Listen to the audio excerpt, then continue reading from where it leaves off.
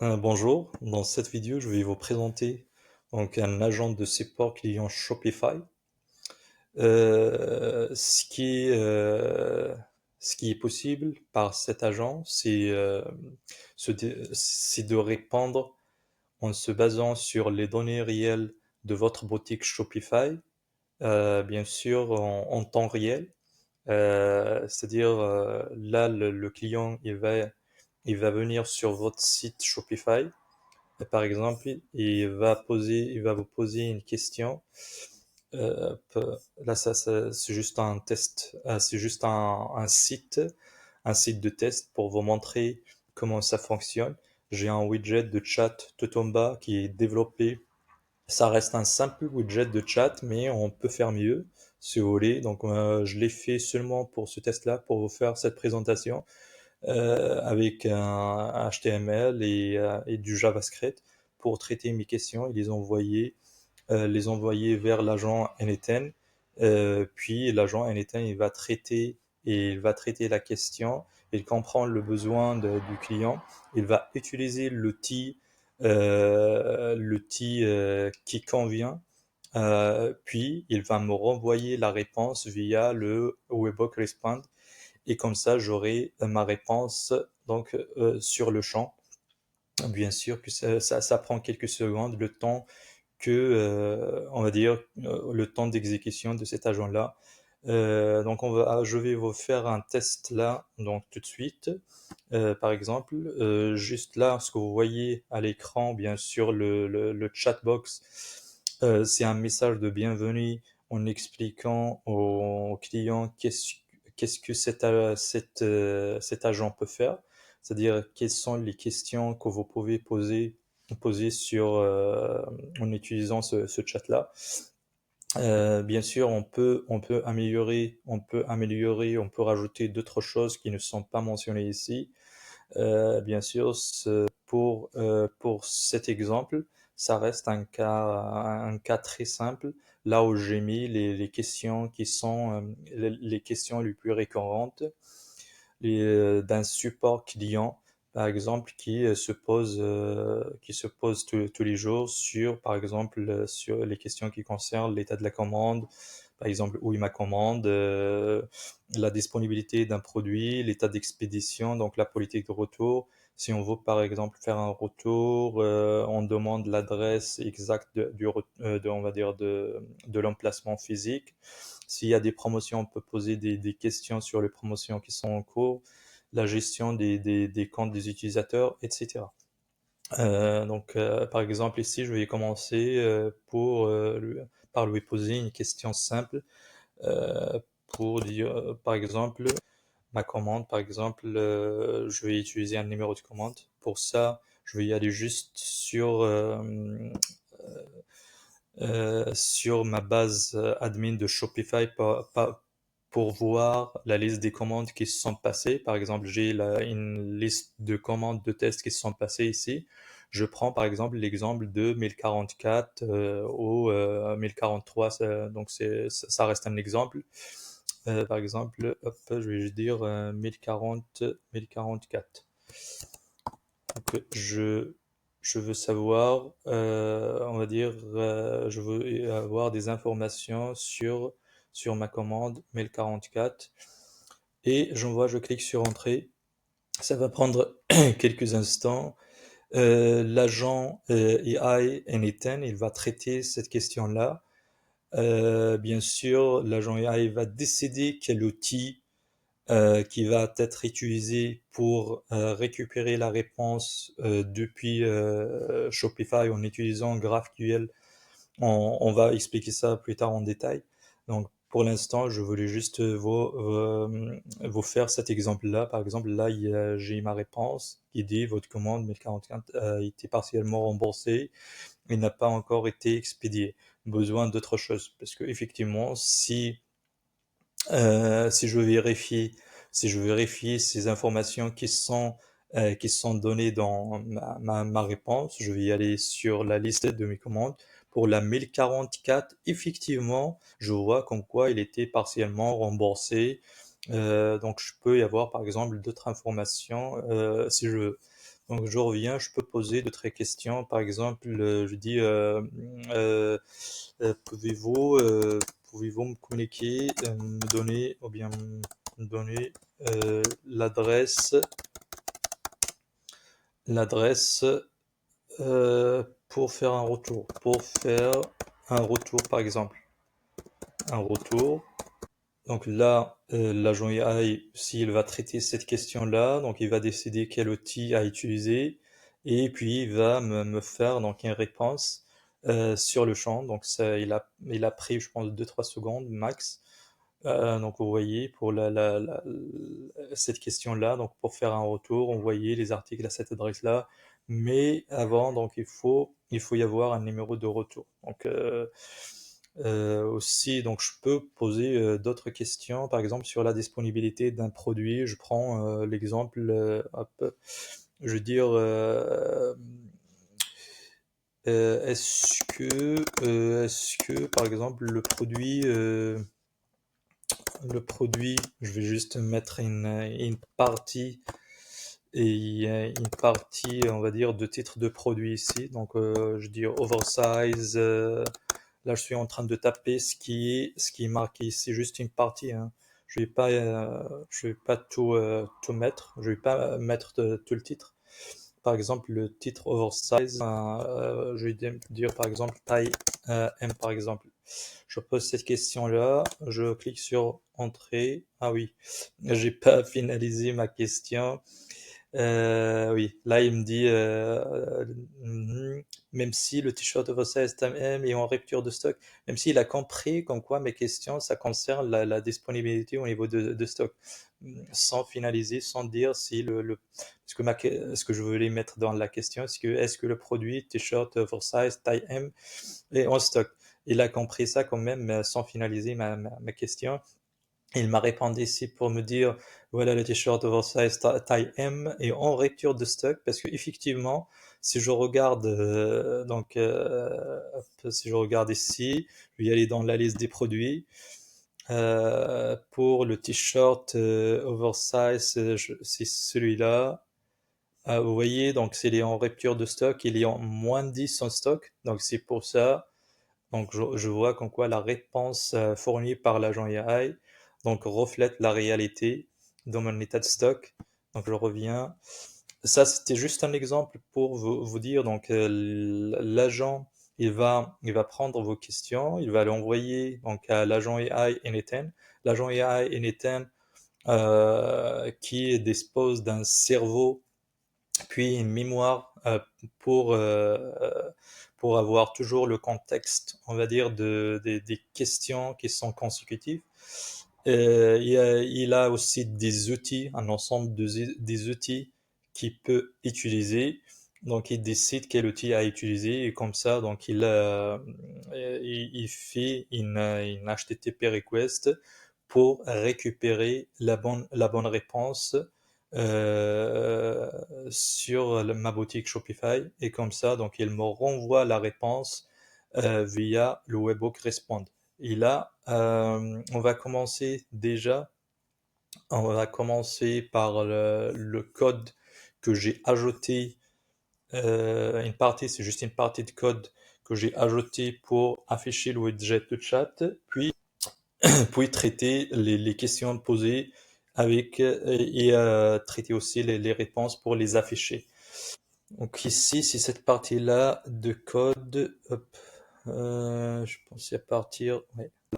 Donc j'ai un chat button. Donc c'est le bouton que j'ai pour envoyer, on va dire, mes questions. Même si j'ai ajouté aussi comme quoi l'envoi de questions se fait avec juste un clic sur entrée du clavier. Donc le chatbox, j'ai mis, on va dire, j'ai mis un style pour afficher ma chatbox, comme vous voyez ici, donc les couleurs, le background, les couleurs de background, etc. Donc la taille, quand on parle de la taille, on parle de width et on parle de high. Et après, un JavaScript, un script pour traiter les questions et traiter les réponses. Donc, par exemple, là, ici, affichage, masquage de chat, juste pour afficher et masquer le chat.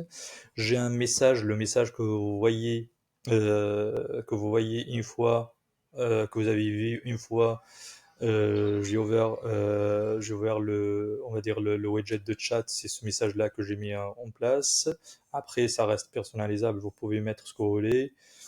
Donc là, c'est l'envoi. Quand je clique sur envoyer, euh, qu'est-ce, qu'est-ce qui va se passer? Là, c'est l'envoi du message avec la touche d'entrée. Par contre, cet envoi-là, celui-là, c'est avec le bouton. Le deuxième envoi, c'est avec la touche d'entrée. Puis la fonction pour envoyer le message, c'est-à-dire traiter, prendre le message ou bien la question saisie et l'envoyer via le chat, l'URL de Webhook que j'ai récupéré depuis le Webhook que j'ai mis en place sur Anytime. Et bien sûr, donc il y a le traitement de la réponse pour ajouter les messages chat. Donc il y a aussi cette partie-là, donc afficher, pour afficher le message. Bien sûr, échapper aussi les caractères spéciaux, même si j'ai traité cette partie aussi pour les caractères spéciaux parce que ça peut afficher des erreurs si un message ou bien si la réponse contient des caractères spéciaux pardon, qui ne sont pas traités. On peut se retrouver avec des messages d'erreur au moment d'afficher la réponse auprès du client ou bien auprès de l'utilisateur.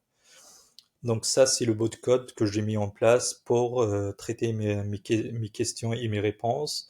Et là, on va y aller sur Anyten pour vous présenter ce que j'ai mis en place sur Anyten. Comme j'ai déjà mentionné, donc là, mon workflow Anyten commence avec un webhook. Le webhook, il est en écoute. Donc, ce que j'ai fait, c'est de récupérer ce lien-là. Je l'ai récupéré, je l'ai mis dans le bout de code que je viens de vous présenter ici. Hop, et il est là, il est là. Et comme ça, donc, elle est toujours en écoute. Une fois il y a une question d'un client ou bien d'un utilisateur. Donc là, le webhook se déclenche. Et bien sûr, quand je dis le webhook se déclenche, c'est-à-dire le scénario ou bien le workflow s'exécute pour apporter une réponse à l'utilisateur ou bien au client, bien sûr, en fonction de la question posée. Ça, on récupère juste la question, puisque j'ai mis en place aussi, j'ai mis en place donc un modèle de chat GPT juste pour extraire quatre informations qui sont quel type, on va dire, de question. Est-ce que ça concerne un stock, ça concerne une commande, le nom du produit. C'est juste, je voulais extraire ces informations parce que je les utilise pour finaliser l'URL de mes outils qui sont là. Sinon, vous n'avez pas besoin, on va dire, de le mettre en place si vous voulez pas récupérer cette information. Pour mon cas, pour moi, cet exemple-là, je l'ai mis en place juste pour récupérer, pour comprendre le besoin du client s'il s'agit par exemple d'une commande et avoir en sortie par exemple le type si la question concerne le stock ou bien la commande et si ça concerne si c'est une question on va dire qui concerne la commande, un produit, un stock, etc. Donc vous voyez dans la sortie ici, vous voyez pour cet exemple-là, j'ai le type. L'utilisateur a posé une question de type stock et il n'a pas donné le numéro de la commande parce que la question posée sur un produit. Par contre, là, j'ai le nom de produit ou bien une partie de titre de produit ici. Donc, c'est cette partie-là que je vais utiliser dans mon outil plus tard pour récupérer, on va dire, l'état de stock de ce produit-là. Donc, après, ce que j'ai mis en place, c'est un agent AI. Donc, l'agent AI, si pour les gens qui connaissent pas, donc généralement, il a trois éléments. Donc, un cerveau, donc une mémoire et les outils euh, qui, qui va, euh, qui va utiliser pour, on va dire, pour répondre à la requête, pour répondre à une requête. Dans notre cas ici, par exemple, je vous montre le prompt que je mets en place. J'ai désigné le rôle, on va dire, de cet agent-là par dire comme quoi c'est un agent de support client pour une boutique en ligne. Donc, il va assister donc les clients donc avec leurs commandes, etc. Et j'ai bien précisé comme quoi pour chaque, par exemple, ici, pour checker, par exemple, l'état de la commande, il faut utiliser cet outil-là pour, par exemple, pour le statut de l'expédition, plutôt utiliser, par exemple, Get Shipping Status pour vérifier la disponibilité d'un produit. Plutôt, il va utiliser l'outil Check Product Availability. Et puis, j'ai nommé les outils que j'ai ici, donc avec les mêmes noms que j'ai utilisés dans mon prompt d'essai. Et comme ça, donc l'agent, il va comprendre automatiquement quel outil à utiliser en fonction de la question posée. Par exemple, dans mon cas ici, la question qui a été posée, je pense là, c'est sinon, je vais récupérer l'exemple qu'on vient de faire là, hop, dans l'exécution. Le dernier exemple, donc le dernier exemple ici, hop, je prends celui-là et je vais le copier en édition. Donc on l'a fait ensemble, celui-là. Hop, on lui a fait ensemble. Là, par exemple, donc c'est le webhook, hein, donc c'est exécuté. Donc j'ai récupéré la question posée par l'utilisateur. La question c'était, hop, je vous montre ça. Hop, je pense que ça reste une ancienne. Hop, j'ai pas, j'ai pas copié, j'ai pas copié le bon chat. Je veux qu'on récupère le dernier chat. Moi, je pense que c'est celui-là, oui, c'est celui-là d'aujourd'hui, le 25 décembre. Donc, à midi 54, hop, je vais copier celui-là. Ouais, un pin, comme ça, je vais le récupérer. Et comme ça, la question posée, donc c'est celle qu'on a fait ensemble, qui concerne le t-shirt. Donc, c'était une question sur la disponibilité de t-shirts oversize taille M en stock. Vous vous rappelez? C'est cette question-là. Donc, donc, si on reprend, le webhook s'exécute, le chat modèle, donc il va comprendre juste le besoin, et puis il va utiliser ce prompt-là pour me faire une sortie de quatre éléments qui sont le type, order number, product name, empty. Donc là, le type avec eux, donc ça concerne une question sur la disponibilité en stock. Donc là, il me dit si l'utilisateur a posé une question sur l'état, c'est-à-dire de type stock. Order number, vu que donc c'est une question qui concerne un produit, donc on n'a pas ici de numéro de la commande. Par contre, on a le nom du produit pour lequel on veut savoir la quantité en stock.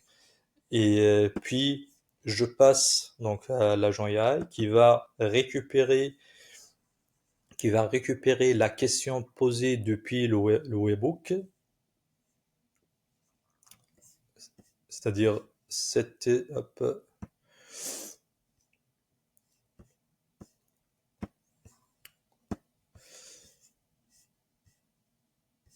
donc ça c'est la question, on va dire, qui va être récupéré à ce niveau-là.